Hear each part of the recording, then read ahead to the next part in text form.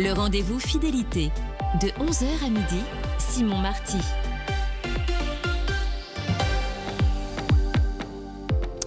Bonjour à tous, bienvenue dans cette édition spéciale du Rendez-vous Fidélité consacrée en ce mardi 22 avril 2025 au départ du Saint-Père François, survenu hier matin dans le lundi de Pâques à l'âge de 88 ans. Le pape François qui nous a quittés au lendemain même de la célébration de la résurrection, emporté par un accident vasculaire cérébral à 7h35 dans sa résidence Sainte-Marthe au Vatican. Un symbole fort, comme le soulignent de nombreux fidèles, pour celui qui aura marqué son pontificat par sa proximité avec les plus démunis et son engagement inlassable pour la justice sociale. Pendant près d'une heure ce matin, nous allons revenir sur l'héritage de Jorge Mario Bergoglio, premier pape jésuite et sud-américain de l'histoire qui durant 12 années aura profondément transformé l'Église catholique. De ses réformes audacieuses à son combat contre la pédocriminalité, de sa défense des migrants à son engagement pour la protection de notre maison commune, nous explorerons ensemble les multiples facettes de ce pontificat qui va laisser des traces indélébiles. Alors que le monde entier se prépare à lui dire au revoir avec un dernier hommage lors des funérailles qui devraient avoir lieu entre vendredi et dimanche, nous ferons le point sur l'organisation de ces cérémonies, mais aussi sur le processus qui conduira à l'élection de son successeur lors du conclave prévu début mai. Restez avec nous pour cette édition spéciale du Rendez-vous Fidélité, en ce jour où l'Église catholique pleure son 266e pape. Le Rendez-vous Fidélité. Mais à tout juste 11h passées d'1 minute, voici tout de suite notre premier point sur l'information. Et ce point sur l'information, nous allons nous pencher sur les titres que voici. La date des obsèques est annoncée. Trump, Macron et Zelensky seront présents. Les cardinaux vont se réunir en ce mardi matin pour fixer la date des funérailles, alors que les premières images du pape dans son cercueil ont été diffusées. Les chefs d'État, eux, s'annoncent déjà pour la cérémonie. Les causes du décès révélées, un AVC fatal après une longue maladie. Le certificat de décès qui a été publié lundi soir confirme qu'un accident vasculaire cérébral a emporté le pape François, déjà affaibli par une sévère pneumonie depuis le mois de février dernier. Place Saint-Pierre, ils sont nombreux à se recueillir. Des milliers de catholiques qui continuent d'affluer devant la basilique pour rendre hommage au pape des périphéries.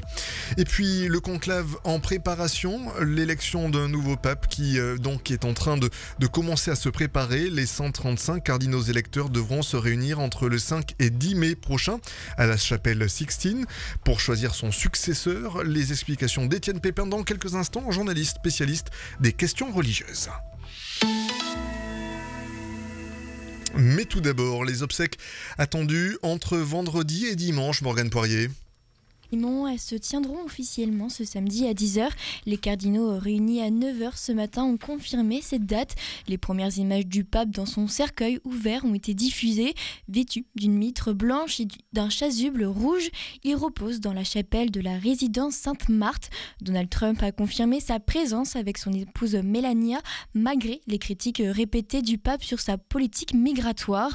Emmanuel Macron a annoncé depuis la réunion qu'il assistera aux obsèques, tout comme le président ukrainien Volodymyr Zelensky. Et on en sait un petit peu plus sur le décès dû à un AVC après des mois de maladie, Clara Bert. Publié hier soir, le certificat de décès révèle que le pape François a succombé à un accident vasculaire cérébral. Il était hospitalisé depuis le 14 février pour une bronchite qui s'était transformée en double pneumonie, frôlant la mort à 2 reprises. Sorti le 23 mars avec une interdiction médicale de travailler pendant 2 mois, il avait multiplié les apparitions publiques, semblant de plus en plus affaibli jusqu'à son décès lundi matin.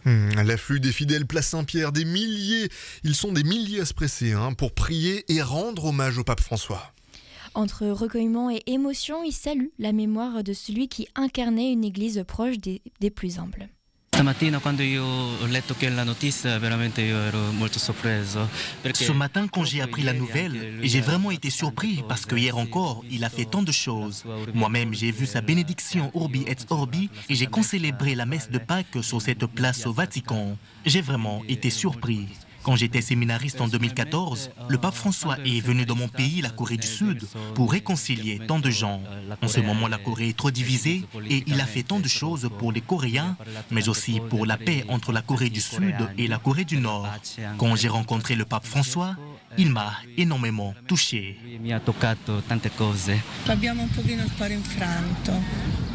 On a un peu le cœur brisé et beaucoup de chagrin. C'était un pape vraiment bon, l'un d'entre nous. Il nous a tellement transmis, c'était un pape vraiment humain, il était toujours parmi les gens et le fait de rester humble comme il l'a été est un grand enseignement. J'espère que cet enseignement sera reconnu par tous. Vraiment, le cœur, j'ai mal au cœur quand j'ai appris la nouvelle. Et je me suis empressé de venir à l'église. J'ai ouvert l'église et les premiers fidèles qui sont rentrés, on a prié ensemble pour le pape. En résumé, le pontificat du Saint-Père qui nous laisse comme témoignage la miséricorde, l'accueil de l'autre et le pardon. Et ne jamais perdre espérance dans la vie. Le corps du pape sera exposé à partir de mercredi dans la basilique Saint-Pierre, permettant à des centaines de milliers de fidèles de lui rendre un dernier hommage. Enfin, un mot sur le processus d'élection du nouveau pape.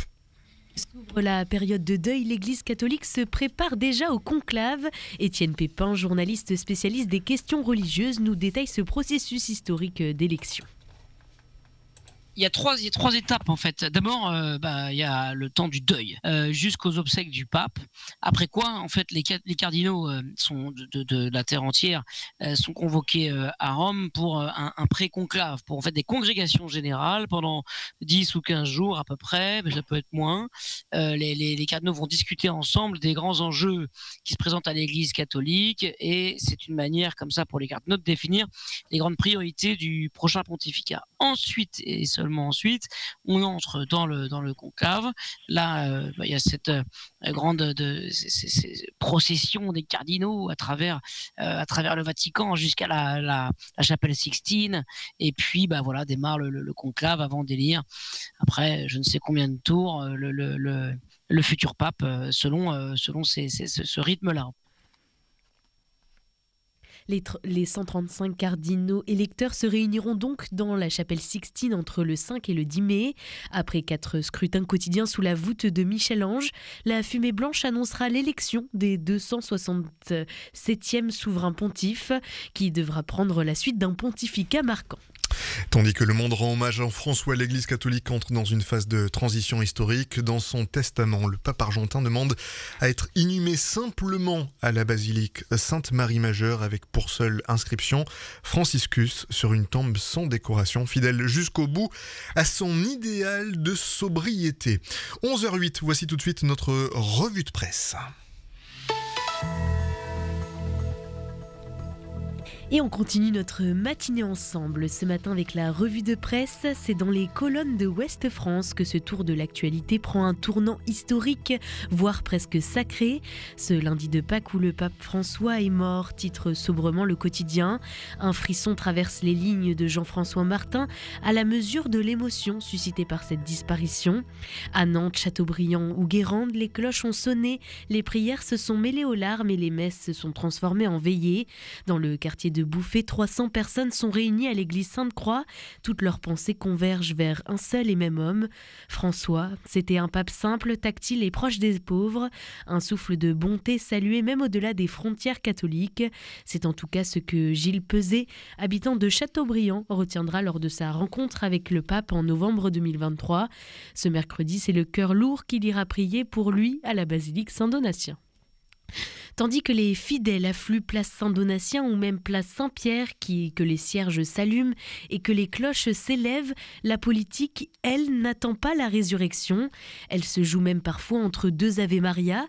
C'est ce que nous raconte la une du journal Le Monde qui nous propose le rendu d'une visite hautement symbolique qui s'est déroulée en ce week-end pascal. Celle de J.D. Vance, vice-président des États-Unis, reçu au Vatican après plusieurs jours de spéculation. Ce proche de Donald Trump, incarnant la ligne dure, identitaire, ultra-conservatrice du catholicisme américain, est venu tendre une main, mais pas sans condition. Benoît Victine nous livre donc les coulisses du futur de l'Église qui se joue. D'un côté, les réseaux proches de Vance investissent dans les universités pontificales, d'autres cartographient les cardinaux papables, et tout ce petit monde continue d'avancer leurs pions, tandis que le passé tire sa révérence, les regards, eux, se tournent vers ce grand chantier qu'est l'Église de demain. Et l'Église se tournerait-elle vers des valeurs plus traditionnelles face au souffle réformateur de François? Un souffle nouveau qui s'est élevé dès mars 2013, comme nous le raconte Xavier Lenormand dans le quotidien de La Croix. Un pape qui cassait les codes, c'est le titre de cet édito qui rend un vibrant hommage à un homme déterminé à désacraliser la fonction papale au nom d'une proximité pleinement assumée. Dans les rues, les prisons, auprès de migrants ou des tout-puissants, François a toujours cherché à aller à la rencontre de l'autre, sans filtre ni barrière. Le journaliste de La Croix nous livre son quotidien papal, rythmé toutefois par la simplicité. Dès le lendemain de son élection, François casse les codes, il loge à Saint-Marthe, il serre des mains, il paye lui-même ses nuits d'hôtel et préfère les Fiat aux limousines blindées. Des anecdotes qui font sourire à la lecture de La Croix et qui redonnent vie à cet homme derrière la soutane blanche. Un pape qui pendant 12 ans, toujours plus proche des gens, mettant toujours l'humanité avant la solennité.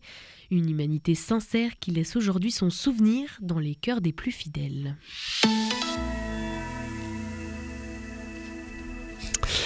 Et on continue notre tour d'horizon. On va essayer à présent, avec vous, Morgane Poirier, d'examiner forcément la question qui va se poser une fois l'étape du deuil passée, si on se projette dans les prochains jours, c'est celle de la succession. Oui, tout à fait, Simon. Depuis l'annonce du décès du pape François hier matin, c'est le cardinal carmelin Kevin Farrell qui assure l'intérim à la tête de l'Église catholique. Mais que va-t-il se passer concrètement dans les prochains jours et semaines de la constatation officielle du décès jusqu'à l'élection du nouveau pape? Écoutons ensemble les grandes étapes de cette période de transition qui s'ouvre pour l'Église universelle. Il y a trois étapes en fait. D'abord, il y a le temps du deuil jusqu'aux obsèques du pape. Après quoi, en fait, les cardinaux sont de la terre entière sont convoqués à Rome pour un pré-conclave, pour en fait des congrégations générales pendant 10 ou 15 jours à peu près, mais ça peut être moins. Les cardinaux vont discuter ensemble des grands enjeux qui se présentent à l'Église catholique et c'est une manière comme ça pour les cardinaux de définir les grandes priorités du prochain pontificat. Ensuite, et seulement ensuite, on entre dans le conclave. Là, il y a cette grande procession des cardinaux à travers le Vatican jusqu'à la chapelle Sixtine. Et puis, démarre le conclave avant d'élire, après je ne sais combien de tours, le futur pape selon ce rythme-là. Voilà. Je ne sais pas si Frédéric, qui lui est vaticaniste de précision, a des choses à ajouter évidemment. Alors je pense qu'il faut souligner un point précis, c'est que les cardinaux se connaissent peu ou se connaissent mal. Ces cardinaux viennent du bout du monde, ils ont été assez peu réunis par François, et donc il leur faut le temps de faire connaissance. Je rappelle qu'il y a aujourd'hui 252 cardinaux, dont 137 votants, qui ont moins de 80 ans. Et donc sur ces 252 cardinaux, 149 ont été nommés par le pape. Et donc il faut leur laisser le temps, lorsqu'ils arrivent à Rome, de faire connaissance, de se connaître. Moi, j'ai le souvenir d'un cardinal qui avait participé au conclave de 2005, qui m'avait expliqué que lui, il connaissait pas du tout ses confrères et qu'il était allé voir sur Internet pour savoir qui était le cardinal Dupont et qui était le cardinal Durand. Voilà, donc il faut leur laisser le temps de se connaître, de se rencontrer. C'est à quoi servent les congrégations générales. Il faut savoir que la ville de Rome, pendant cette période de latence qui peut durer, disons, 2 semaines ou peut-être un peu moins, est parcourue de rumeurs, de rencontres. Il y a les rencontres officielles des cardinaux, mais ils se réunissent aussi au sein des palais, chez leurs amis, dans des familles amies, au sein de maisons généralistes, de congrégations religieuses. Ils se réunissent par continent, par affinité, et puis là, ils commencent à discuter entre eux, ils commencent à voir qui pourrait être pape, et c'est là que commence le grand jeu des pronostics qui sont évidemment toujours pris en défaut. Vous l'avez entendu, c'est donc le cardinal américain Kevin Farrell, 77 ans, fidèle collaborateur du pape défunt, qui occupe désormais le rôle crucial de camerlingue. Irlandais d'origine, il était nommé à ce poste par François en 2019. Dès hier soir, il a présidé le rite de constatation du décès dans la chapelle de la résidence Sainte-Marthe, où le pape résidait depuis son élection. C'est lui qui dirigera les réunions pour choisir la date des funérailles et supervisera l'organisation du conclave. D'ici à 15 à 20 jours, les 135 cardinaux électeurs devront se réunir en conclave dans la chapelle Sistine pour élire celui qui deviendra le 267e pape de l'histoire de l'Église catholique. Merci beaucoup Morgane Poirier. Alors pour réagir à la disparition du Saint-Père et évoquer son héritage, nous recevons à présent Monseigneur Laurent Perceroux, évêque du diocèse de Nantes. Bonjour Monseigneur Perceroux, merci beaucoup d'être avec nous ce matin sur les ondes de Radio Fidélité. Vous avez eu l'occasion de rencontrer le pape François, notamment lors de différentes visites. Pouvez-vous ce matin partager avec nous tout simplement à quel moment vous avez appris la nouvelle de sa disparition et ce que vous avez ressenti? J'ai appris la nouvelle du pape François un petit peu comme tout le monde, par les médias et avec une grande surprise, une très grande surprise. Nous l'avons tous vu dimanche matin apparaître au balcon de la basilique Saint-Pierre, fatigué, épuisé, mais en même temps étant capable de nous saluer et de nous bénir. Et puis on l'a vu faire ce dernier bain de foule, mais nous on ne savait pas que c'était le dernier avec la papa mobile après la bénédiction. Et donc on le savait fatigué, épuisé, mais on espérait que la convalescence allait porter ses fruits. On a appris hier soir qu'il avait fait en fait un AVC en début de matinée. Et donc ça a été un choc et une profonde tristesse, mais une tristesse mêlée d'action de grâce. D'abord mêlée d'action de grâce pour son immense héritage qu'il nous faudra maintenant faire fructifier. Et puis également action de grâce parce que d'une certaine manière, le Seigneur a attendu qu'il puisse vivre la fête de Pâques avec nous, puisqu'il s'est éteint le lundi de Pâques au matin après avoir vécu avec nous, avec ceux auprès de qui il avait été envoyé comme pasteur, le passage du Christ de la mort à la vie, pour pouvoir entrer dans la vie. Voilà ce que je peux dire rapidement de la manière dont j'ai reçu cette nouvelle. Vous aviez eu l'occasion par le passé de rencontrer le pape François de nombreuses reprises. On évoque régulièrement la simplicité de l'homme derrière la figure mondiale, que forcément cela revêt quand on monte sur le trône de pierre. Vous confirmez, Monseigneur Perceroux, cette simplicité dont pas mal de médias ce matin se font l'écho? Oui, je crois que c'est un peu la marque de fabrique du pape François. Vous dites que j'ai rencontré à de nombreuses reprises, je l'ai rencontré 3 fois. 2 fois très furtivement en le saluant à la sortie d'une célébration, et 1 fois plus longuement puisque j'ai eu la chance de participer à un synode des évêques à Rome en 2018 sur le thème de la jeunesse. Et moi, l'image du pape François, c'est ce pape qui, à 8h30 le matin, nous attendait dans le hall de l'espace de réunion où nous étions pour accueillir les évêques qui arrivaient et pour les saluer. Il était là avec son porte-document à saluer les évêques, comme un bon père de famille accueillant ses enfants. Et puis il avait du mal à marcher, donc il prenait l'ascenseur pour monter à l'amphithéâtre où se tenaient les réunions, et il invitait toujours des évêques à monter avec lui dans l'ascenseur.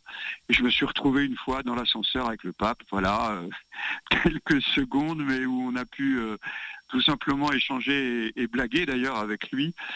Donc oui, un homme d'une grande simplicité, qui d'ailleurs venait boire le café avec nous au moment des pauses dans la journée. On a passé un mois ensemble comme ça.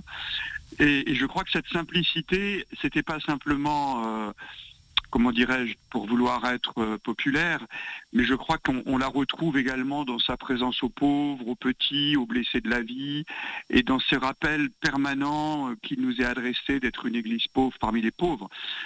Moi, quand j'ai fait ma session de jeunes évêques, quelques mois après mon ordination épiscopale à Rome, il nous avait adressé la parole en nous disant « Ne soyez pas des évêques d'aéroport, mais soyez des évêques au cœur de votre peuple, proche de vos brebis, c'est là que le Seigneur vous attend. » Justement, Monseigneur Perceroux, en tant qu'évêque, quel est l'héritage principal que va nous laisser le pape François à l'Église catholique? Qu'est-ce qui, pour vous, marquera durablement ce pontificat? Plein de choses marqueront le pontificat, et je crois qu'on va avoir maintenant à faire le bilan de ce qu'il nous lègue. Je crois que Et le premier texte, le premier grand texte qu'il a écrit s'intitule La joie de l'Évangile. Voilà. Et son souci premier, je crois que ça a été de rendre l'Évangile accessible à tous et de l'annoncer comme une bonne nouvelle d'espérance. Hein. C'est pas pour rien que nous sommes en train de vivre, grâce à lui, un jubilé de l'espérance. D'où cette invitation à être une église en sortie. Hein. Il n'avait de cesse de fustiger cette église qui avait trop tendance à être centrée sur elle-même, sur ses certitudes, à se croire la référence de tout, pour nous inviter à quitter nos certitudes et à aller au monde pour annoncer l'évangile à tous. Hein. C'est cette invitation à sortir aux périphéries, dans Evangelii Gaudium, quand il nous dit de ne pas avoir peur, de craindre la poussière des chemins et de salir nos vêtements en allant à la rencontre du monde. Je crois qu'il a repris à son compte vraiment l'héritage du Concile Vatican II en nous invitant vraiment à la mission et à la mission pour tous.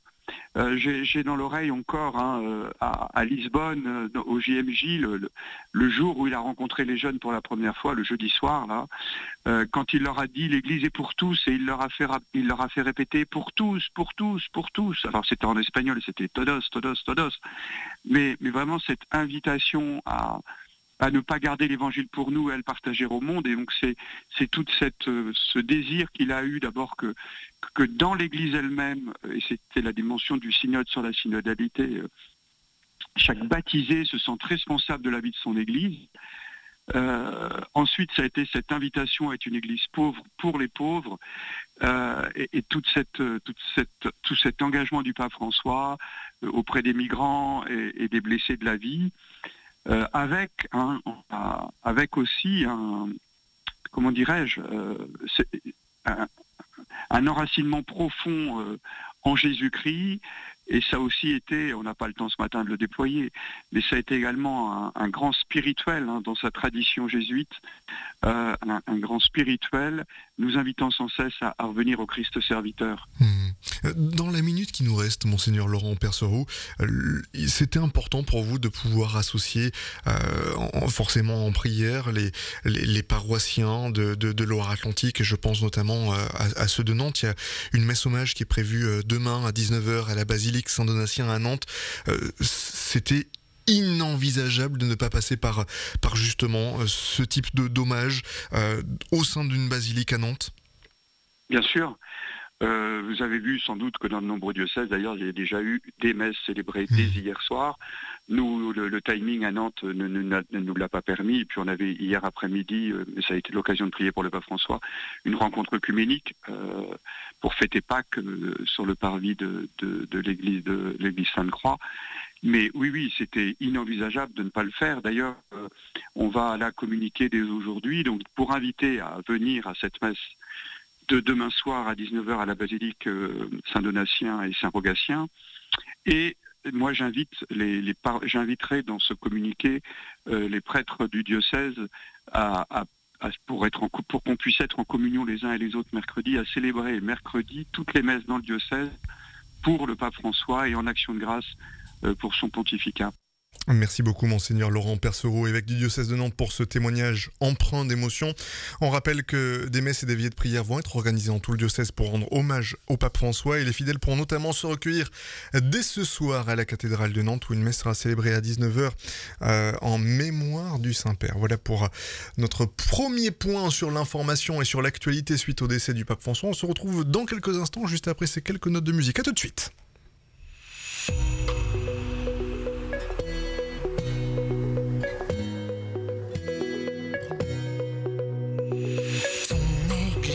Élèvera la voix. Jésus, sois le bienvenu chez toi.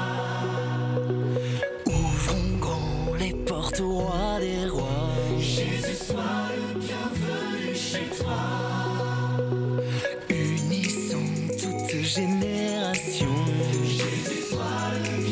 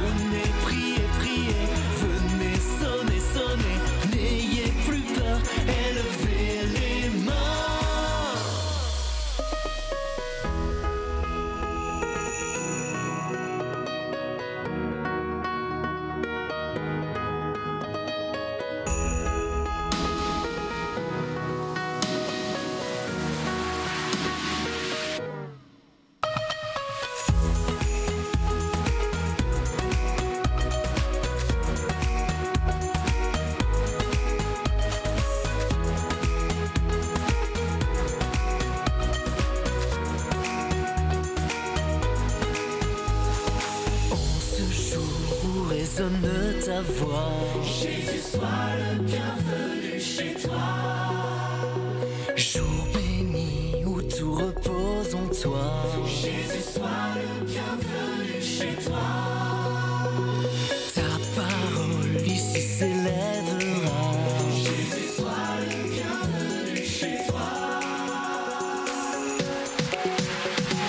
Venez louer, louer, venez danser, danser, dans sa demeure, élevez les mains. Venez prier, prier, venez sonner, sonner, n'ayez plus peur, élevez les mains.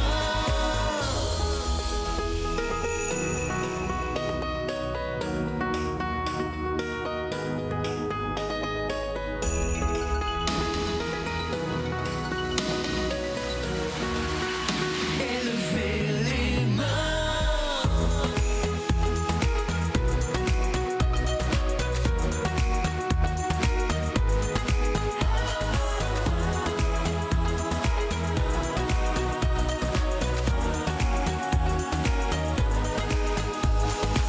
Assemblés au son de ton appel. Jésus, sois le bienvenu chez toi.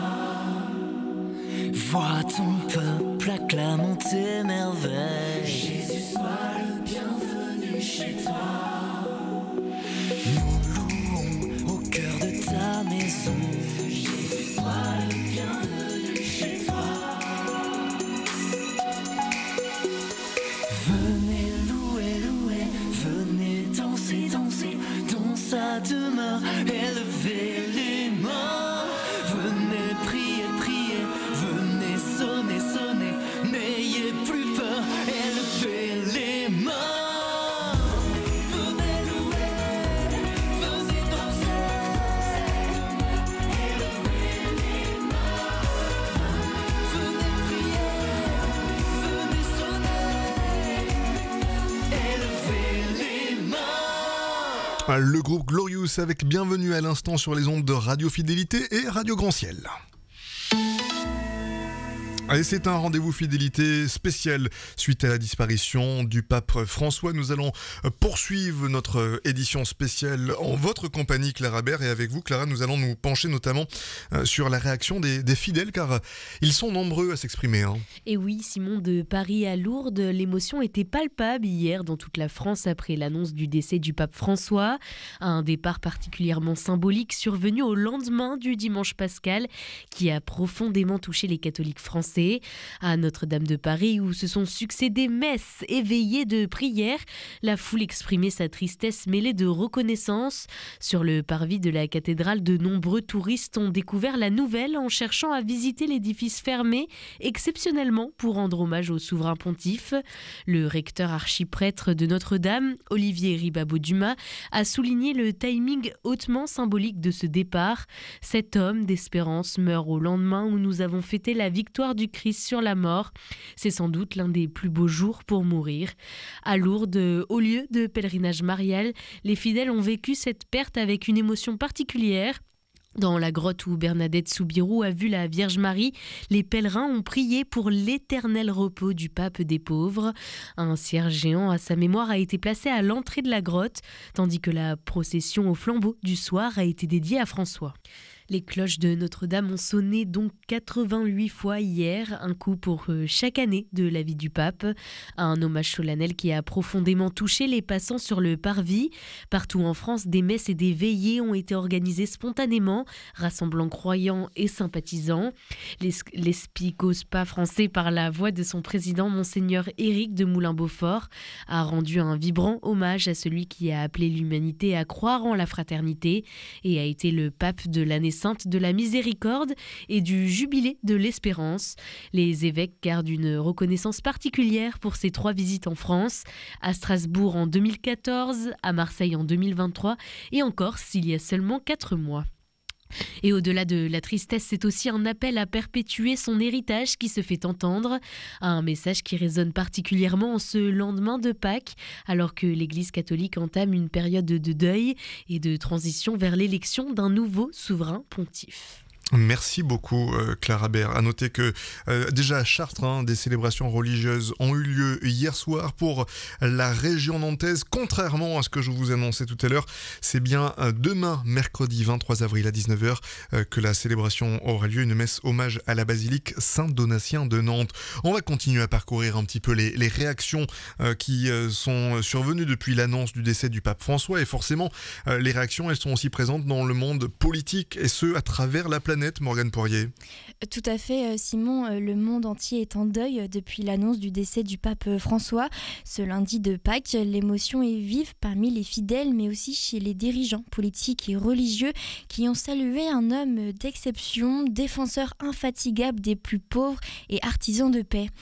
En France, le président Emmanuel Macron, en déplacement à Mayotte, a rendu un hommage appuyé à celui qui fut aux côtés des plus vulnérables et des plus fragiles. Le chef de l'État a salué un homme qui s'est battu tout au long de sa vie pour plus de justice et pour une certaine idée de l'humanité, une humanité fraternelle. Le Premier ministre François Bayrou a souligné depuis Matignon ce qu'il considère comme un basculement historique au sein de l'Église. Ce qui était frappant quand on regardait vivre et agir le pape François, c'était qu'il n'avait peur de rien, a-t-il déclaré, insistant sur sa volonté de réformer l'Église et de la placer aux côtés des plus pauvres et des plus fragiles. Les réactions politiques françaises sont unanimes, de gauche comme de droite. L'ancien président François Hollande a rappelé la dimension résolument sociale du pontificat, tandis que le ministre de l'Intérieur Bruno Retailleau a évoqué son souci constant des pauvres. Le premier secrétaire du PS Olivier Faure a salué celui qui osait parler de fraternité dans un monde tenté par le repli identitaire. Sur la scène internationale, les hommages sont tout aussi forts. Le 46e président américain, Joe Biden, voit en lui l'un des dirigeants les plus importants de notre époque, tandis que Donald Trump l'a sobrement qualifié de pape du peuple, une lumière de foi, d'espoir et d'amour. Le président ukrainien Volodymyr Zelensky a rappelé que François a prié pour la paix en Ukraine et pour les Ukrainiens, saluant un homme qui savait comment donner de l'espoir et soulager la souffrance. Vladimir Poutine a, de son côté, évoqué un défenseur constant des hautes valeurs d'humanisme et de justice. Le secrétaire général des Nations Unies, Antonio Guterres, a décrit François comme un messager d'espoir, d'humilité et d'humanité, une voix transcendante pour la paix, la dignité humaine et la justice sociale. Les responsables catholiques français ont également rendu hommage au défunt pape. Monseigneur Éric de Moulin-Beaufort, président de la Conférence des évêques de France, a rappelé son action pour une église plus synodale, débarrassée de tout cléricalisme. Il a particulièrement souligné ses venues en France, à Strasbourg, Marseille et Ajaccio, et son engagement face à la crise écologique. Les responsables d'autres religions, eux aussi tenus à saluer sa mémoire. Le grand rabbin de France a évoqué leurs échanges constructifs et bienveillants sur la laïcité et le dialogue interreligieux. Le recteur de la Grande Mosquée de Paris a parlé d'un message de fraternité incroyable. C'était notre pape à tous, a-t-il déclaré avec émotion. Le Dalai Lama a salué un homme dévoué au service des autres. Au sein de l'Église, les témoignages sont particulièrement touchants. Le cardinal Pizzapalla, patriarche latin de Jérusalem, a révélé que François n'avait cessé d'appeler pendant la guerre à Gaza, montrant son inquiétude constante pour les victimes. Sœur Nathalie Bécard, sous-secrétaire au secrétariat du synode, a souligné sa simplicité et sa fraternité qui ont marqué tout son pontificat. Les dirigeants politiques ont aussi souligné son engagement pour la paix mondiale, la lutte contre le changement climatique et la défense des migrants, 3 combats qui auront marqué son pontificat. Cette convergence des hommages témoignent de l'impact profond qu'a eu le pape François bien au-delà des frontières de l'Église catholique. Son message d'humanité, de simplicité et de proximité avec les plus démunis résonne dans un monde en crise où il aura incarné jusqu'au bout une autre voie possible. Merci beaucoup Morgane Poirier. Et je vous propose qu'on fasse un point sur l'information ensuite, forcément au décès du pape François, les dates des obsèques annoncées. Trump et Macron ainsi que Zelensky devraient être présents. Les cardinaux se réunissent en ce mardi matin pour fixer la date précise des funérailles. Les causes du décès sont révélées, c'est un AVC fatal après une longue maladie d'après le certificat de décès qui a été publié hier en fin de journée, confirmant qu'un accident vasculaire cérébral a bel et bien emporté le pape François. Place Saint-Pierre, l'émotion et le recueillement des fidèles. Depuis hier, des milliers de catholiques continue d'affluer devant la basilique pour rendre un dernier hommage au pape des périphéries. Et puis enfin, le futur conclave est déjà en préparation. Les 135 cardinaux électeurs vont se réunir entre le 5 et le 10 mai prochain dans la chapelle Sixtine pour choisir le successeur de François. Mais tout d'abord, les obsèques sont attendues dans les prochains jours, Morgane Poirier. Oui, Simon, elles se tiendront officiellement ce samedi à 10h. Les cardinaux réunis depuis 9h ce matin ont confirmé cette date. Les premières images du pape dans son cercueil ouvert ont été diffusées. Vêtu d'une mitre blanche et d'une chasuble rouge, il repose dans la chapelle de la résidence Saint-Marthe. Donald Trump a confirmé sa présence avec son épouse Melania, malgré les critiques répétées du pape sur sa politique migratoire. Notre chef d'État Emmanuel Macron a annoncé depuis la réunion qu'il assistera aux obsèques, tout comme le président ukrainien Volodymyr Zelensky. Et puis Claire Bert, on en sait un petit peu plus sur les circonstances du décès du pape. Publié hier soir, le certificat de décès révèle que le pape François a succombé à un accident vasculaire cérébral. Il était hospitalisé depuis le 14 février pour une bronchite qui s'était transformée en double pneumonie, frôlant la mort à 2 reprises. Sorti le 23 mars avec une interdiction médicale de travailler pendant 2 mois, il avait multiplié les apparitions publiques, semblant de plus en plus affaibli jusqu'à son décès lundi matin. On l'a évoqué, les fidèles sont de plus en plus nombreux à se presser place Saint-Pierre pour prier et rendre un dernier hommage au pape François. Entre recueillement et émotion, il salue la mémoire de celui qui incarnait une église proche des plus humbles. Ce matin, quand j'ai appris la nouvelle, j'ai vraiment été surpris parce que hier encore, il a fait tant de choses. Moi-même, j'ai vu sa bénédiction Urbi et Orbi et j'ai concélébré la messe de Pâques sur cette place au Vatican. J'ai vraiment été surpris. Quand j'étais séminariste en 2014, le pape François est venu dans mon pays, la Corée du Sud, pour réconcilier tant de gens. En ce moment, la Corée est trop divisée et il a fait tant de choses pour les Coréens, mais aussi pour la paix entre la Corée du Sud et la Corée du Nord. Quand j'ai rencontré le pape François, il m'a énormément touché.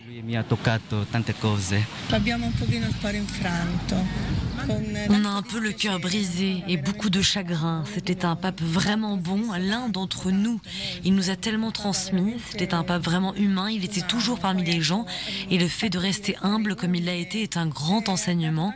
J'espère que cet enseignement sera reconnu par tous.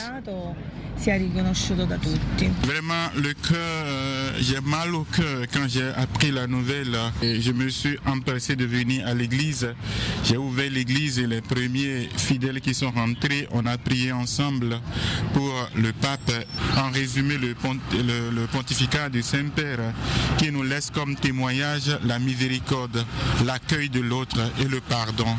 Et ne jamais perdre espérance dans la vie. Le corps du pape sera exposé à partir de mercredi dans la basilique Saint-Pierre, permettant à des centaines de milliers de fidèles de lui rendre un dernier hommage. Et puis un mot sur le processus d'élection du nouveau pape. Et alors que s'ouvre la période de deuil, l'Église catholique se prépare déjà au conclave. Étienne Pépin, journaliste spécialiste des questions religieuses, nous détaille ce processus historique d'élection. Il y a trois étapes en fait. D'abord, il y a le temps du deuil jusqu'aux obsèques du pape. Après quoi, en fait, les cardinaux sont de la terre entière sont convoqués à Rome pour un pré-conclave, pour en fait des congrégations générales pendant 10 ou 15 jours à peu près, mais ça peut être moins. Les cardinaux vont discuter ensemble des grands enjeux qui se présentent à l'Église catholique et c'est une manière comme ça pour les cardinaux de définir les grandes priorités du prochain pontificat. Ensuite, et seulement seulement ensuite, on entre dans le conclave. Là, il y a cette grande procession des cardinaux à travers le Vatican jusqu'à la chapelle Sixtine. Et puis, voilà, démarre le conclave avant d'élire, après je ne sais combien de tours, le futur pape, selon ce rythme-là. Les 135 cardinaux électeurs se réuniront donc dans la chapelle Sixtine entre le 5 et le 10 mai. Après 4 scrutins quotidiens sous la voûte de Michel-Ange, la fumée blanche annoncera l'élection du 267e souverain pontife qui devra prendre la suite d'un pontificat marquant. Et tandis que le monde rend hommage à François, l'Église catholique entre elle dans une phase de transition historique.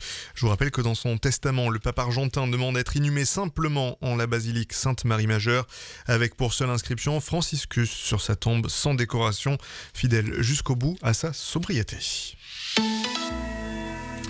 On continue notre édition spéciale du rendez-vous fidélité et je vous propose que l'on s'intéresse à présent aux réactions qui sont survenues. On évoquait tout à l'heure ces réactions avec nos différents intervenants, des réactions qui n'ont pas manqué d'affluer quasiment des 4 coins de la planète pour faire part de la tristesse des gens qui ont découvert cette nouvelle hier matin après l'annonce du décès du pape qui, je vous le rappelle, est survenu sur les coups de 7h35 au Vatican où il résidait à la maison à Sainte-Marthe. On aura l'occasion d'en reparler dans quelques instants, s'intéresser aussi aux futurs chantiers qui vont attendre le futur pape et puis voir comment concrètement le conclave va se dérouler. On en parle dans quelques instants, juste après ces quelques notes de musique.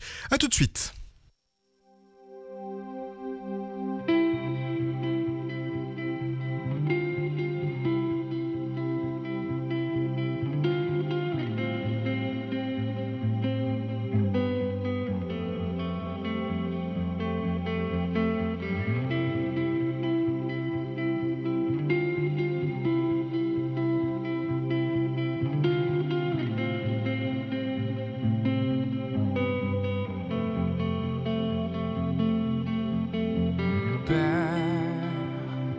Je n'ai qu'un désir, être près de toi et sentir tes bras.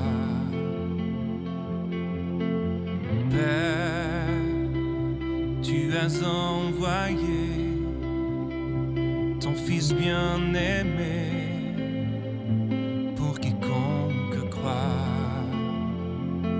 Saint-Esprit, qui donne vie, ranime en moi ce feu pour toi. Saint-Esprit, viens par ta pluie, rafraîchis-moi et envoie un souffle nouveau.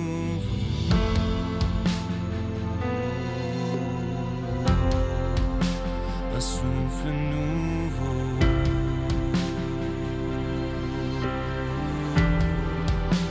un souffle nouveau,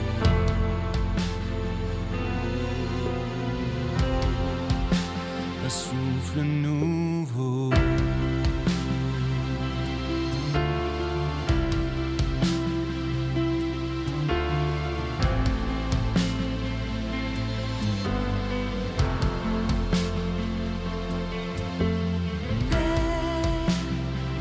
Je n'ai qu'un désir, rester près de toi, écouter ta voix. Oh Père, tu m'as tout donné, et c'est à tes pieds que je veux rester. Saint-Esprit,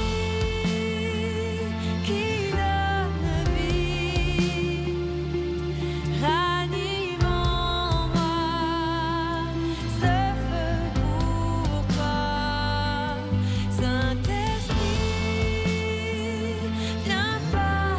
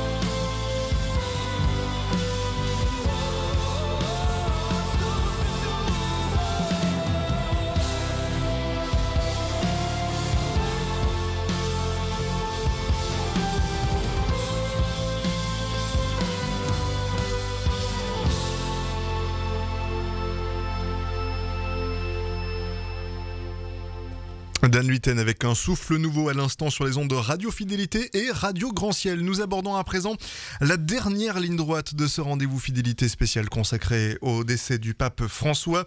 Et on va s'intéresser à ces cardinaux électeurs, à ce collège qui va devoir donc choisir, élire le nouveau pape François. Clara Bert. Et oui, dans les prochaines semaines, 135 cardinaux électeurs se réuniront en conclave pour choisir le successeur du pape François.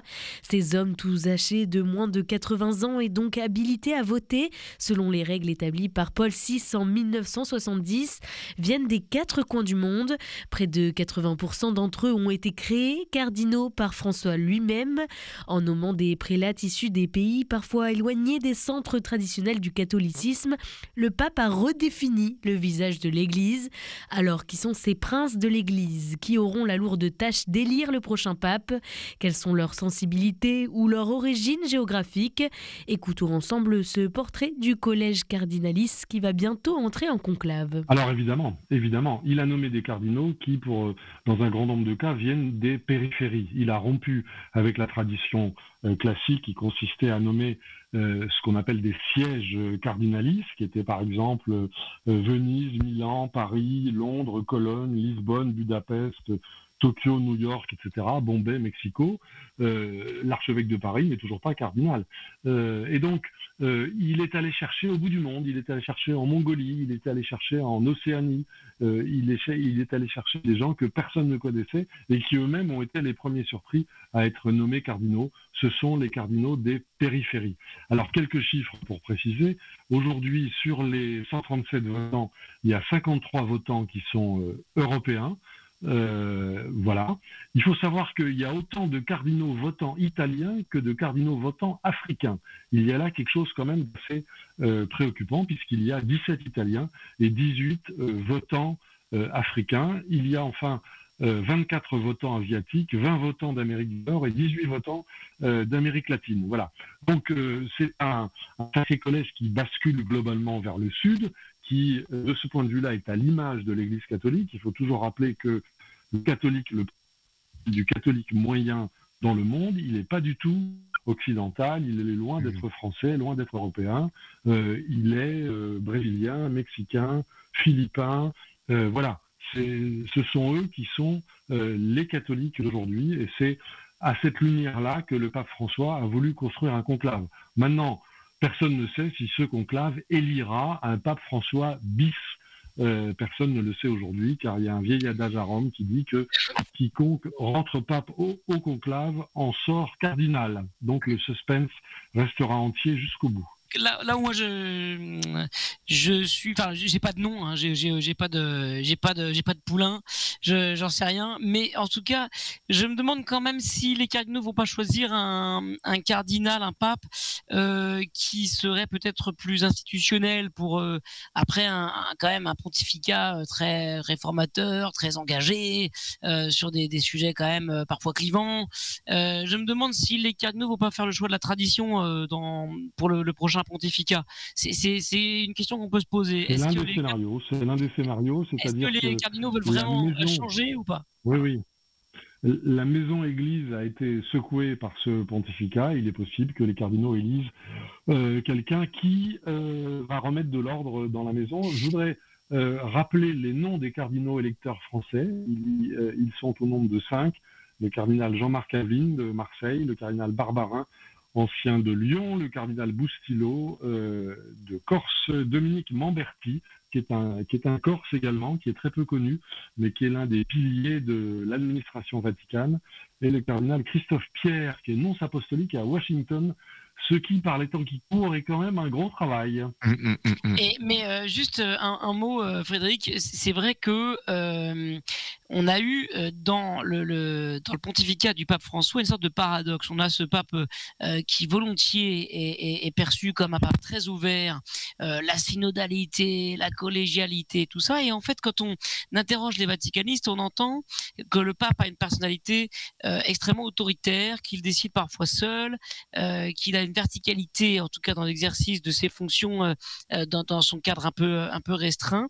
Et ça, c'est aussi un petit Yacine, je pense que peut-être que les cardinaux choisiront un évêque pour Rome qui soit peut-être un peu plus dans le consensus ou dans la souplesse, moins autoritaire, plus dans le dialogue, paradoxalement, dans tout cas dans l'exercice de la gouvernance, quoi. C'est le grand paradoxe du gouvernement de ce pape, qui est très ouvert, très synodal, très démocrate, et qui gouverne, dit-on à Rome, comme un autocrate.